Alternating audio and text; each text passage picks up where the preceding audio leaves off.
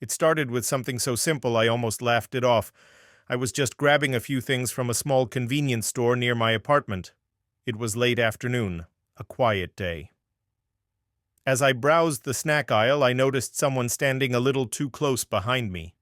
A man, probably in his 40s, unshaven, wearing a gray hoodie, just smiling. Not friendly, not warm, just a weird, stretched-out grin. I gave him a polite nod and turned back to the shelves, but then I saw him again by the fridge section and again at the checkout. And when I left the store, I noticed he walked out right after me. I took a different street home. The next morning, I went to my favorite coffee shop downtown, nowhere near the store from the day before.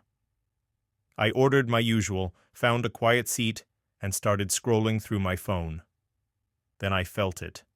That same crawling feeling on the back of my neck. I looked up.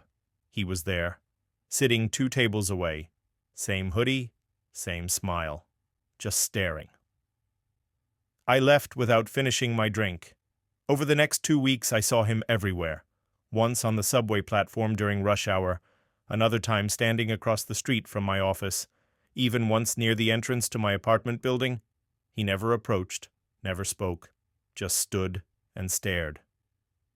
My friends told me it was probably a coincidence, but how many times can a coincidence stalk you? I started taking different routes home, changing my schedule. It didn't matter. Somehow, he was always there.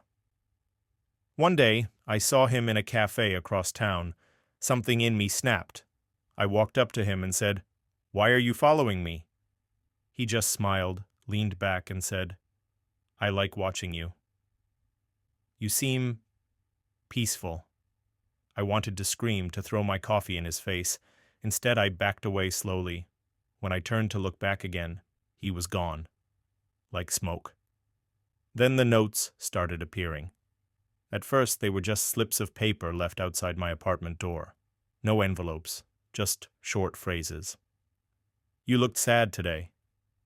"Why didn't you go to the park?" "I liked your red shirt."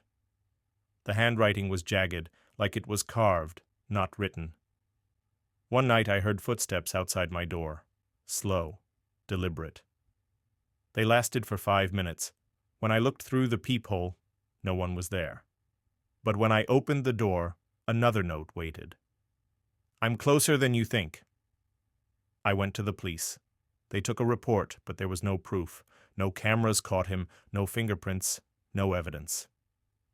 "He hasn't harmed you, ma'am," they said. "Not physically, maybe." I started documenting everything: dates, times, places, photos. But I was beginning to lose sleep. I felt watched constantly. My windows stayed locked, my lights on all night. The anxiety was eating me alive. Eventually, I decided to leave.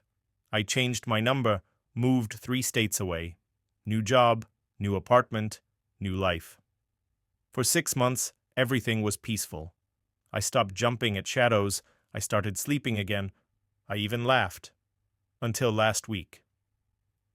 I opened my front door one morning to find something lying on the welcome mat. A single black rose. No note. No sound. But I swear, I felt someone watching from across the street. I don't know how he found me. I don't know what he wants.